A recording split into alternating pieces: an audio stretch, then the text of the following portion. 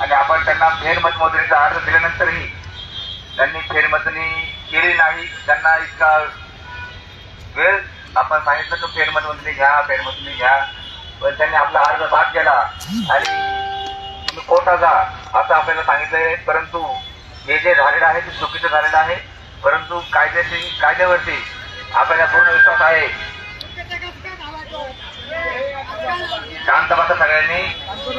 कायद्यावरती विश्वास आहे. आपण कोर्टात जाऊ, पुन्हा मतमोजणी करू आणि आपला विजय हा फक्त नगरसेवक पद मिळाल्यामुळे आपण नगरसेवक नाही आहे. आपल्याला काय फरक पडत नाही. जनते माझ्यासोबत आहे, त्यातच माझा विजय आहे.